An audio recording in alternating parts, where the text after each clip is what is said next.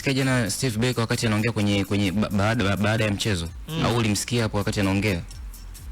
Mwalimu Steve Barker amemsifu Elie Mpanzu kwa sababu anakuambiaje? Na mimi ndio maana nakwambia mfumo wa gegenpressing, mfumo wa gegenpressing haumhitaji namba 9 pase. Mfumo wa gegenpressing wakati tunatumika pale Liverpool, alikuwa anatumika mtu mmoja anaitwa Bobby Firmino. Umeelewa vizuri? Wakati huo Mohamed Salah, wakati huo Bobby Firmino alikuwa kazi yake ni kuwatengenezea kina Mohamed Salah, wakina Sadio Mane kwenye eneo lile. Elie Mpanzu sasa hivi ana assist ngapi? Kama 8, ana assist 8, my guy, ana assist 8, sijui umeelewa vizuri. Na hata Hussein pale TX in fact anamfahamu Bobby Firmino. Msimu bora yote ambayo Liverpool ilikuwa bora.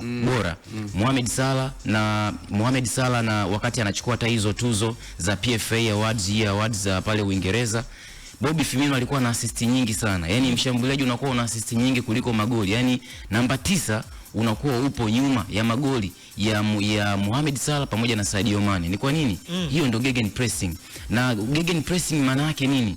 Mtu wa kwanza anaanza kuifanya hiyo pressing ni namba 9 kivuli, ambayo ndio hiyo force number 9, na ndio hiyo kazi ya Elie Mpanzu kibisawala.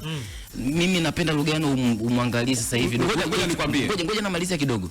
Napenda umwangalie Jeremy Doku namna anavyocheza nowadays. Natamani umwangalie Kylian Mbappe namna anavyocheza nowadays. Hao ni wachezaji ambao unaweza kusema wanakuwa na mpira most of the time. Kwa hiyo kwenye hiyo kuwa na mpira ni kutoa option, lakini kuna wachezaji ambao akishika mpira tu right on the spot anakuwa anakabwa na wachezaji zaidi ya 3 mpaka 4, inamtengenezea tension. Umeelewa vizuri?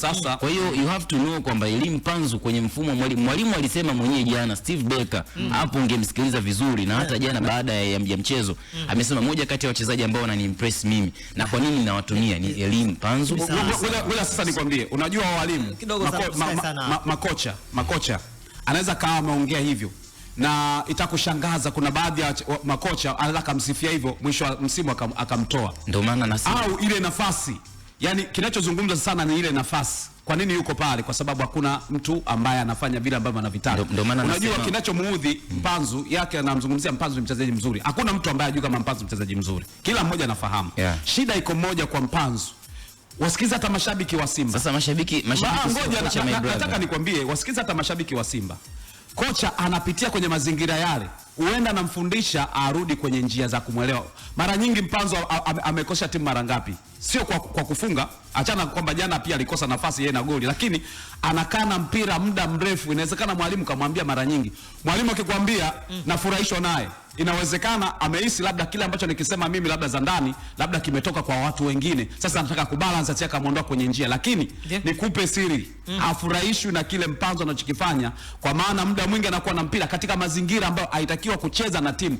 Ndio mfumo wa Steven Barker sasa hivi. Umemwona anavyocheza Anseti Aura anacheza mchezo, yani kama kuna space ya kufanya dribbling atafanya dribbling, kama kuna space ya kumwachia mtu one touch anamwachia na tenda kushambulia. Sasa Mpanzu kuna wakati mwingine anakosea, mtu kwa kwenye eneo anataka yeye mwenyewe kufanya nini, ana overplay, kitu ambacho kinamkosesha mwalimu furaha. Sasa inawezekana kabakia kuwepo, lakini ile nafasi anataka mtu mwingine atafutwe haraka sana, kwa sababu kuna vitu vingine ambavyo anashindwa kutimiza majukumu yake, kwa sababu yuko na mtu ambaye muda mwingine ampi nafasi ya kupata matokeo.